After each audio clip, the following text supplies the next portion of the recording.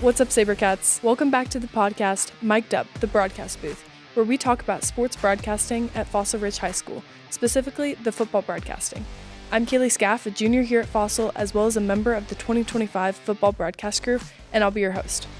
In this episode, I'll be joined by our two pairs of announcers, Henry Guetz and Trace Hand, and Cole Woodard and Ian Lehrman.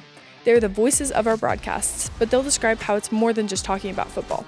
They'll discuss preparation, research, collaboration, and what it takes to be a good commentator. To start, we'll talk with our announcers for the Fossil Ridge games, Henry and Trace. I'm Henry Guetz. I'm a senior here at Fossil Ridge High School, and I do the color commentary during the football games here at Fossil Ridge.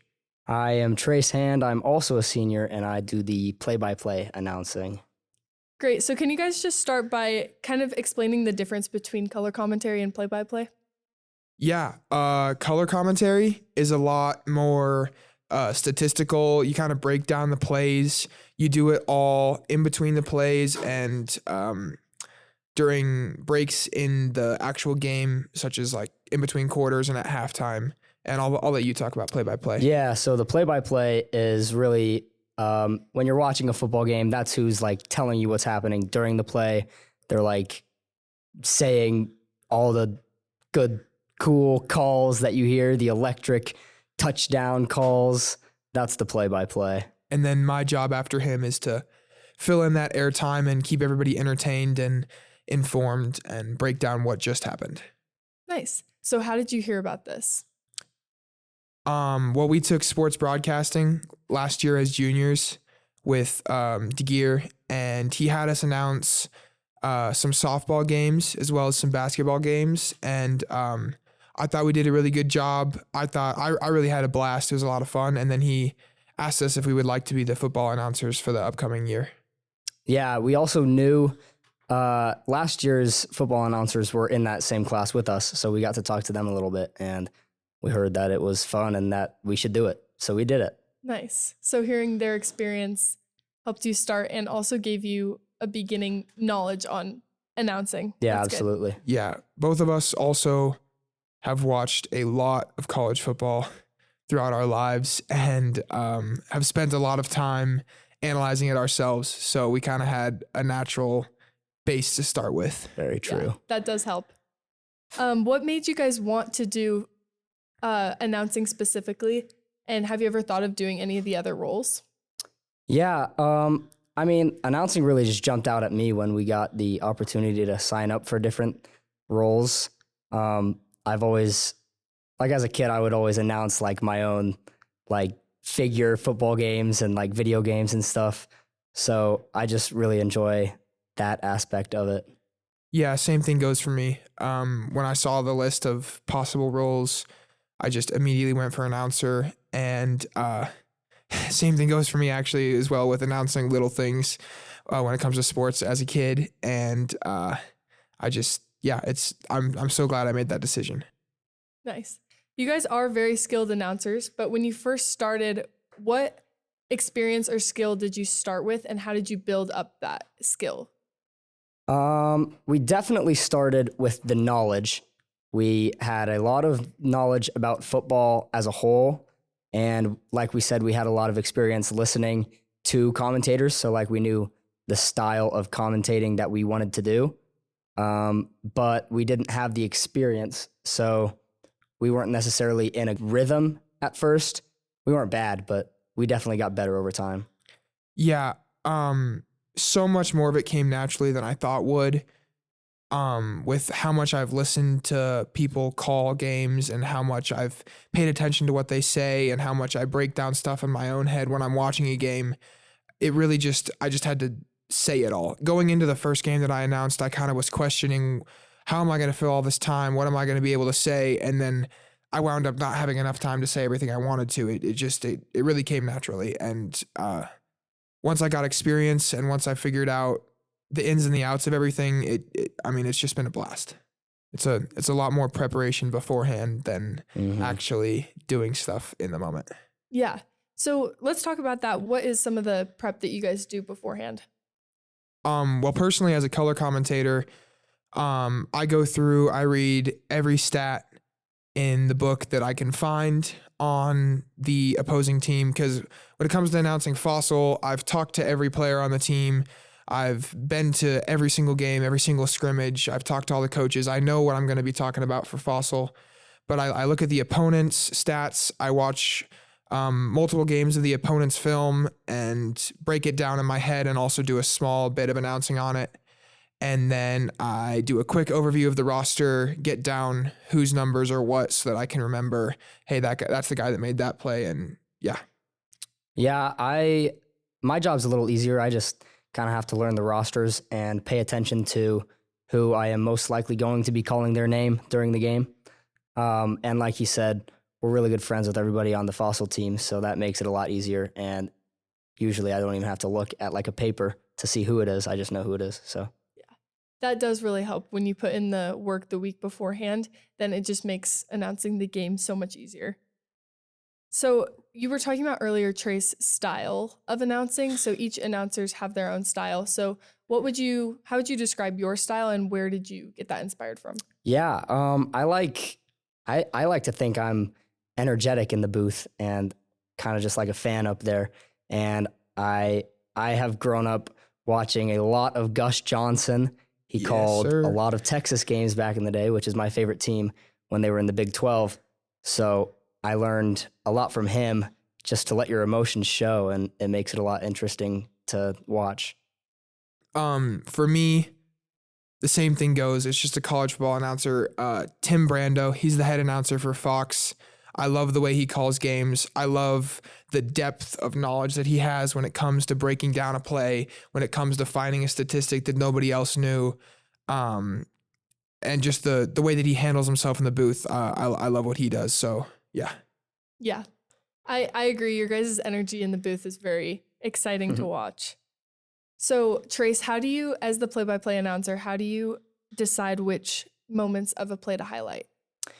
I mean, really, it's really consistent. It stays the same. I mean, obviously I say the play call. I say like what type of play it is, whether it's a run or a pass, who has the ball the entire time. And I try to get as close as I can to the yardage picked up, but sometimes that can be a little difficult on the fly. Mm-hmm. Yeah. And then after the play, Henry, what do you choose to highlight?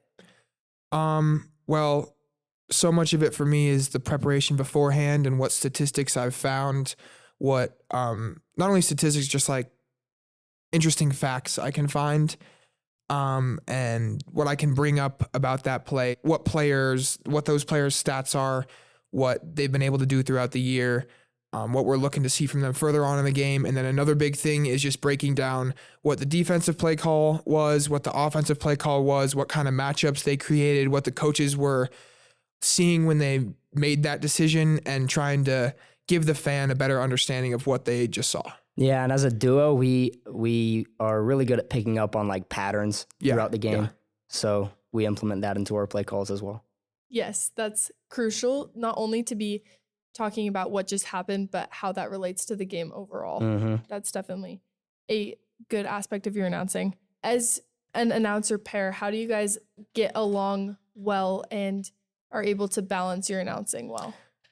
Trace and I have been friends since we were both 3 years old. So I'll be honest, I talk over Trace occasionally, and that's something that I had to work on and get better at. But other than that, we did a great job. Just the chemistry was always there. Yeah, we've definitely built chemistry throughout the past 14 years of our lives.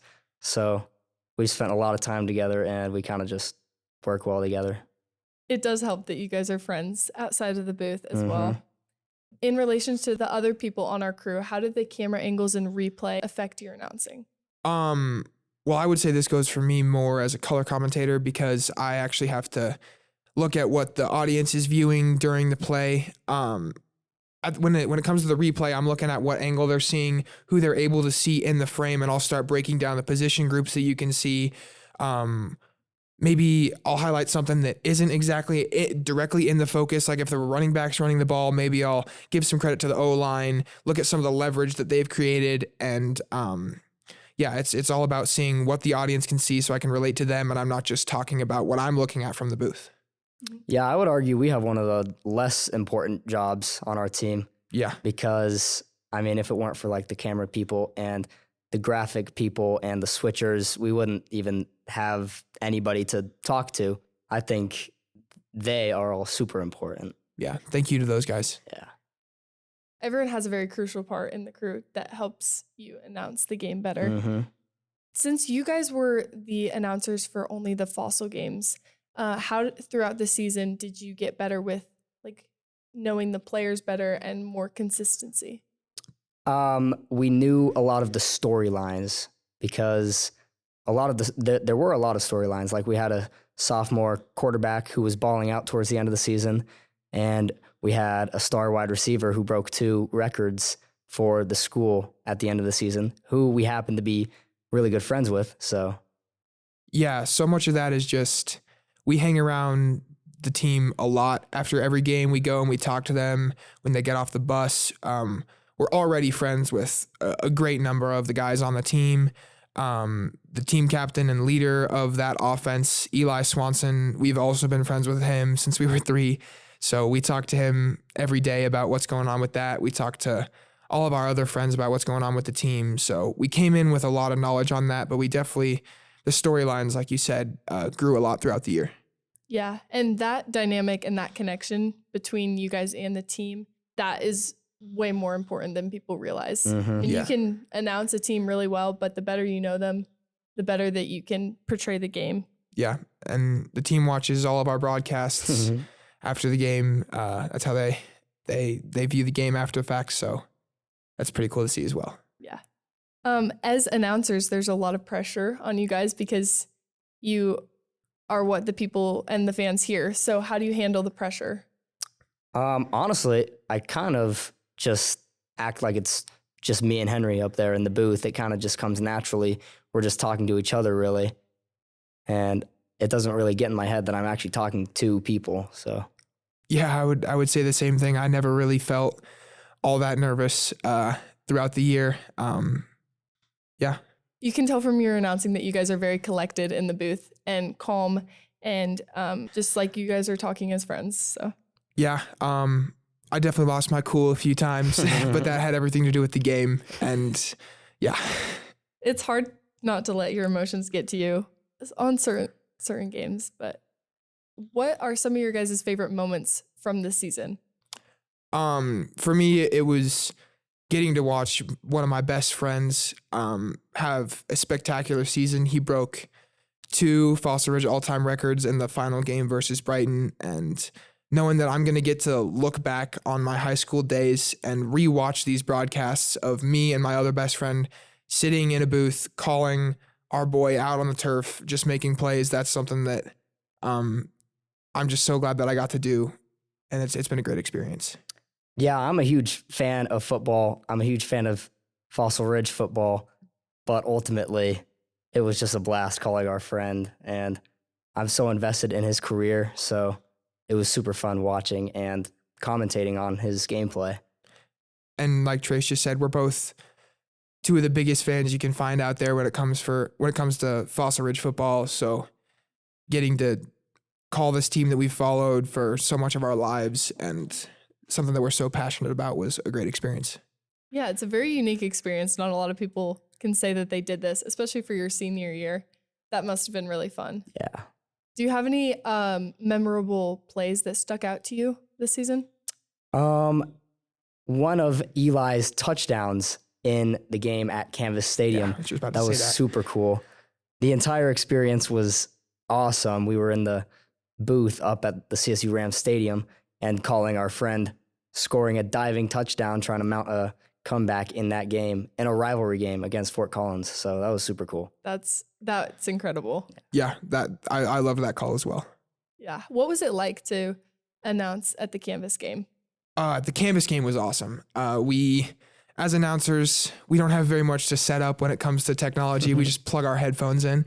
So the rest of the crew got there about 5 hours early to set up all the wiring, and all we had to do is plug in our headsets. So we had all access passes to the Canvas Stadium for a couple hours. So we got to wander around and see all the cool stuff. And then we got to actually sit in the professional booth and call a high school football game that we're so passionate about, a rivalry game, a good game as well. And that was a highlight of the year for sure. Yeah, that's incredible. That's so exciting. Does it make you guys think of where you want to go with this in the future? Yeah, I definitely want this to be in my future. I am going to college and I am going to study something within sports broadcasting, whether it's sports journalism or sports media. But I am expecting this to be a huge part in my future.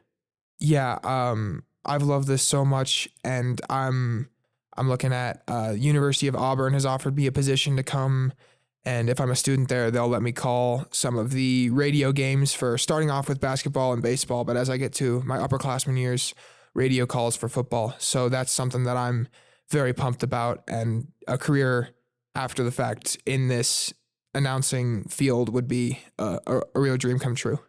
That's amazing. And it's really great that you can already say that you have this on your resume. Mm-hmm. Doing these high school games is really cool. Do you have any schools in mind that you want to go to? I am really looking at Texas State in San Marcos, Texas. That's where both of my parents went, and I just recently took a trip down there, and I had an amazing experience. I got connected with the people involved in sports broadcasting, and they gave me an unreal experience, gave me media passes to the football game, so I was able to go on the field before the game and meet a ton of people. And I was also able to go into a room where the press conferences are held and see what all that was like. So it was super cool. That's insane. Yeah. That's so cool. Yeah, I'm looking at the University of Auburn as well as TCU. At the University of Auburn, I'm more connected with the sports broadcasting side of things there, and the fan base that they have with that football program and the history and traditions that they have. Getting to call games like that, my favorite radio call in history is the Kick Six in the Iron Bowl. So being able to be the guy that sits in that same chair that man sat in when he made that call would be an incredible experience. For sure. That's really cool. This season, did you guys have any mistakes that you made, and how did you learn from them? Yeah, I mean, I know for a fact I made a couple of small mistakes. Just in the final game versus Brighton, I called them Broomfield multiple times, and I don't know what that was, but I corrected myself. I moved on.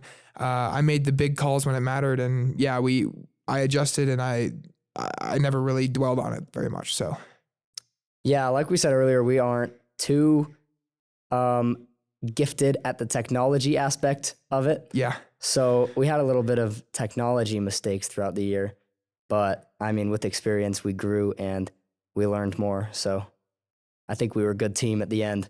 So true. Yeah, we have a bunch of other people on our crew that can help with the aspects that you might not be as good at, and each person has their own skills that they bring to our crew. But For yeah, sure. Henry, that was a really good point. You're going to make a bunch of mistakes as an announcer talking for 2.5 hours. So just to be able to take a breath and move on and not dwell on it is really important for announcers. How would you describe this, and would you recommend this to other students? Absolutely. This has been a highlight of high school for me. Forget about being paid to do this. It's just so fun to do for free. And anyone who's listening to this, take sports broadcasting, talk to DeGear. I know I've already recommended this to as many people as I can, and I know there's some people that are looking to follow in this program, but it's just an incredible thing to do and a decision you definitely won't regret. Yeah, like you said, definitely a highlight of my high school career. I will never forget this, and it has just been an unreal experience, especially because we have such a strong connection with people on the football team, and we're so invested. And if you are invested in the football team, I definitely suggest, if you're interested, to be a part of the broadcast team in any way. Yeah, this is something that you get to look back on and rewatch these broadcasts years and years from now and be like, wow, I got to do that. I got to call my high school's game, something that I was so passionate about. And yeah. Well, thank you guys so much for coming on this podcast. It was really great working with you this season on the crew, and I'm excited to see where you guys go with this in the future. Yeah, absolutely. Thank you. Thank you so much. Thanks again, Henry and Trace. Now we'll talk with our other announcers, Cole and Ian, who announced the Fort Collins and Timnath games. I'm Cole Woodard, and I'm a junior. I'm Ian Lehrman. I'm also a junior. We're one of the pairs of announcers for the broadcast team. Awesome. So how did you guys hear about this and what made you want to do it? I was in the Gears class as a freshman, and then I'm broke. So I needed a job, and this was the easiest job. And I was also too young because I'm really young, so I couldn't get a job over the summer because I was still 15. So I did this instead. Similar situation for me, except I was a sophomore. How'd you guys hear about his class, his broadcast class? I saw it on the registration sheet. Nice. That And you says- just thought that'd be fun? Yeah, pretty much. Yeah, Yeah, that's I- kind of what I was thinking too. I just saw it on the registration sheet, and I didn't want to take another normal language arts class, so I thought that'd be a good way to get their credits. Yeah, nice. What made you guys want to do announcing specifically instead of other roles on the crew? I would say I've done camera before, and I've seen I've watched a lot of football before. I would rather be an announcer than anything else because I like talking about football, and my parents said I'd be a good announcer, so why not? Yeah. I also, I've done camera as well. And then I did switching for a little bit while I took his class, but I was bad at it. I was really bad at it. So I didn't do switching because I was bad at it. And then I thought announcing would be easier than camera. Yeah. So you do some camera for some of the games, but you like announcing more? Yeah. Okay. Prefer announcing. It's less boring too. You don't get bored while you're talking. Gotcha. Yeah. What skills are required for this role and how did you guys learn them? You have to have a basic understanding of the game of football. Definitely. Yeah. So there's that. Some people in our broadcast crew don't have that. That's true. You also gotta have the ability to talk for hours. Yeah, you have to be good at talking. Mm-hmm. I would say the announcing position is the position that really tells the story of the game, right? So it's almost kind of like more of a journalism role because you're trying to tell the story to the viewers. So how do you really highlight that? I think we really highlight that by keeping track of what's happening because we're all the Colorado and all that. They kind of make their articles based on kind of what we say because it makes it easier for them. It's less work they have to do instead of them just doing it on their own. Being able to reflect the previous plays help paint a better picture, I think. Absolutely. Nice. Yeah. How do you guys the games are long, so how do you keep it interesting? You gotta if you focus on different players, it helps. You can focus on offense versus defense. The play is always different. They never run the same play twice, and if they do, the defense doesn't respond in the same way. So it's never super repetitive to watch because each play is different. So that's good. And then if you announce each play, and each play is different, you're never gonna make the same calls. Yeah. So what is the research and prep that goes into the games beforehand? Because I know you guys work on the research the week before. What does that look like? So personally, what I look at is I go to Max Preps. And I just look at the season preview because there's a whole list of stats that's coming up for the upcoming season. I just write that down on the sheet, and then I look at I go to the stats area. I look at the top players, and then I just write their stats down. So then we have something to talk about. For the first game, I looked at top returning players from last season, but that doesn't give as much information as when you're mid-season and you can look at what people have done so far. Because sometimes somebody did good last season, they don't this season, and it doesn't work as well. There's a guy in Pooter who played quarterback last season and was not playing quarterback this season. So there's that. But you just go on Max Preps. You can look at the Colorado and newspaper stuff. Look at scores. And you guys have graphics, either you make them or other people on the crew make them. So then you have those things to talk about during the game. Other people make them based off of the players who we research, and then they could put those up on the screen during the broadcast, and we look at them. Yeah, and that's talk good. about It them. keeps it engaging Yeah. for the viewers. During a game day, what's your typical script? From setup to takedown? There's the script about you say, good evening, ladies and gentlemen, welcome to Friday night. We have these two teams, and then you go over the players, and then at halftime, there's something you have to say before the national anthem, so we get a script for that. There's halftime stuff, and then at the end of the game, there's a script. But beyond that, there's not really anything, and you just talk. It's pretty much just a script that like the announcer over the stadium has. And then like when actual football is going on, you say whatever you want. That's pretty much what it is. You have a lot of freedom in what you say. Yes, you do. You have to keep it family friendly. Yes, you should. You should. Yeah. What do you guys do to set up? Or do you have any equipment that you have to set up? It's not much. We have to set up the soundboard. Which is just plugging it in and flicking It's the just switch. plugging in a ton of stuff, and connecting the headphones to it, and There's like a separate little headphone board, and you have Yeah. to plug the headphones into the headphone board, plug the headphone board into the soundboard, and then Yeah. turn them all on. There's a about lot it. of moving parts and pieces that work together to make the broadcast. Yeah, absolutely. the whole team definitely helps with that. Like, I think without Cole, we wouldn't be doing as well. Yeah. No. Yeah. It Cole definitely Weber's kind of helps. like Yeah, the he's leader of something our else. group. Yeah. Yeah. How do you guys communicate with other people on the crew during the game? It's pretty tricky actually because most people try to communicate to us, but they don't really communicate very well to us. Because you guys So, have like- your own headphones that Mhm. that you can only hear yourselves. We only hear Yeah. ourselves, a little bit of the crowd, and sometimes the ref, but the ref mic doesn't work. Yes, very sometimes often. the ref. So, sometimes they'll yell at us over the headphones. Sometimes they'll slap my head. Sometimes they'll like tap me on the shoulder. Yeah, if I need like They'll talk like to write on them. a piece of paper sometimes. Yeah. And give us the paper. What if are I they? need- What are they yeah. telling you? Like they'll write like a tip. Like if we've repeated the same thing a couple times, they'll say, "Don't say that again." Or like That makes if there's sense. a new statistic they just found, or like if somebody, like this week there was a guy who we were talking about a lot, and then DeGear found out he was committed to Oregon State, and he gave us a paper that said this guy's coming to Oregon State, and then we got to mention that on the broadcast. Nice. Yeah. During the game, what are some priorities that you have that you want to make sure you add to the story, or you want to make sure you have every game? Definitely like not having many silent spots because silence creates awkwardness, especially over a broadcast.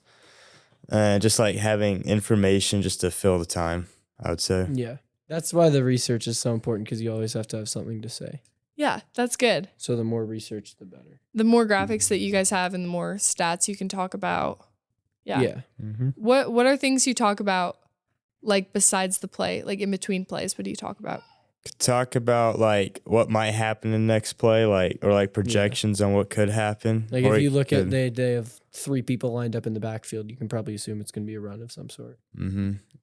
And if you can also talk about the past plays and how this led up into this play and like Yeah. stuff like that. Yeah. Or if there was like a big play that happened earlier and they're lined up the same, you could mention that like the last Yeah. time they lined up like this, there was a 75-yard touchdown. You can say that. Yeah, that's cool. Does being an announcer for these games make you like look at like NFL games differently when you're watching those? Oh, absolutely. Because you start to pay attention more to what the announcers say, so you can improve yourself. Yeah. I would say, That's a good way to improve is by looking at the pros and how they do it. of course. What are other strategies you guys have to improving? I would say just watching more football in general, whether you're Yeah. listening to the announcer or not. If you understand the game better, that helps. Yeah. Because Yeah. yeah, You got to know the game to talk about it well. yeah. Of course.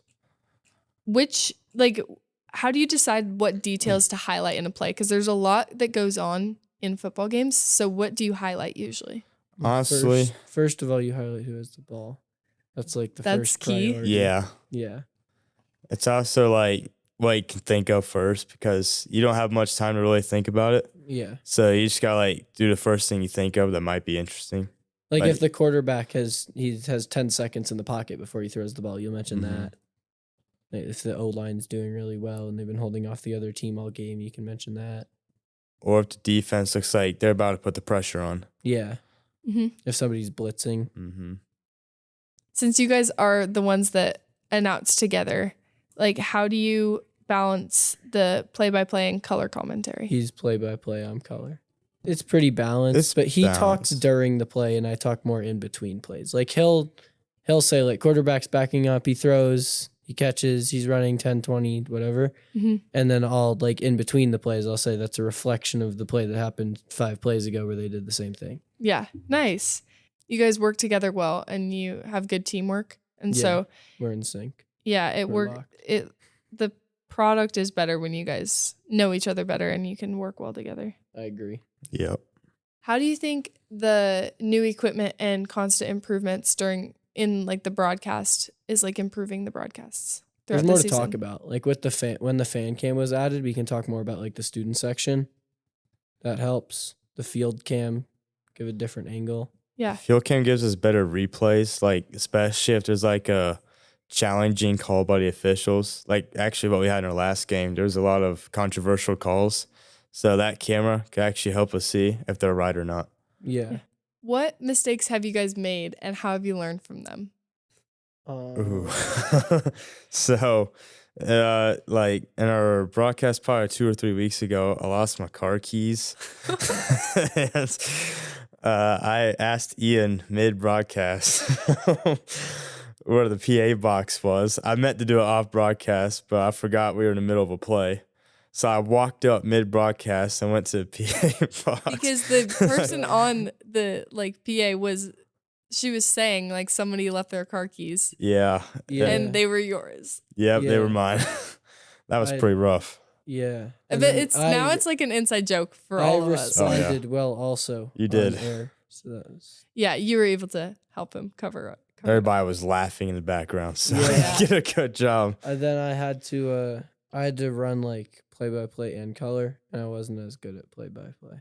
That's okay, because Yeah. Cole That's put you why kind of in a tough That's why we position normally there. have 2 people. So there was that. Mhm. But apart from that, I think we've done pretty well. The first game we didn't talk enough, I think. Yeah. And But I that think just, like- we've definitely gotten better at like recognizing the difference between play-by-play and color, so we don't like talk over each other as much. But Yeah, that makes from sense. time to time, we still mess up. How do you think like our broadcast crew as a whole like works together and like gets along? I think we do really good.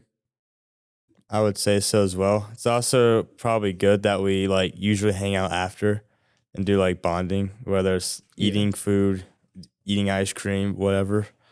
So that's Yeah. always probably helping out too. Yeah, we hang out with each other like outside of the broadcast, which like helps us grow in teamwork. Absolutely. What is your favorite like play or moment during the game that you like to call? My favorite play is personally the jet sweep. That's when teams have a wide receiver on the left side, and then he like does motion towards the center, and the snap goes immediately to him. Then he runs around the outside. It's one of my favorite plays because they usually work really well, and it catches the defenses off guard. They always react very differently, so it's pretty unpredictable in how it goes. Good answer. That was good. Have you ever had like a funny or unexpected moment? I know the car keys was The car definitely keys one was of them. unexpected. In the last game, Ian was talking about, he was doing color. He was talking about, he was talking about like, it was like second down. They were like 6 or 7 yards from the first down.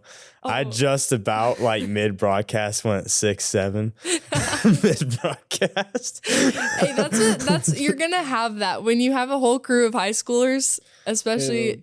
It'll happen. Yeah, from time that's to gonna time. happen. That's funny. Yeah, it was funny because you didn't even realize you said it either. Yeah. It was so funny. Yeah. Do you guys know where you want like this to go in the future? Like, do you want to keep doing this as like a career or go into this in college? I'll probably do it senior year again, and then maybe like throughout the rest of my life, if there's opportunities to do it, I do it. But I don't think I'm gonna go for like a broadcasting career necessarily. But I think it's a good skill set to have. And then I would say I probably wouldn't do it. It's probably a backup plan for me Yeah. because I'd rather be a professional athlete personally. But I think it's definitely a great option to have because there's a lot of opportunities out there. Mhm. And since I watch multiple sports, there's many sports I could get into for about it. So, I mean, it would be pretty cool to do for sure. It's definitely good to know, like the background and stuff. Yeah, definitely. Thank you so much for joining me on this podcast. It was nice to have you. Yeah. So yeah. Thanks for tuning into this episode of Mic'd Up, the broadcast booth. Special thanks to the guests on this episode. Make sure to listen to the next episode, which is the finale of this series. I'll be joined by 8 members of our crew, whom I have featured on separate episodes based on their position. We'll all join together to summarize this year's football broadcast season. Things we learned, new things we added, and our favorite moments of the season are just a few topics we'll discuss. Thanks again for listening, and go SaberCats!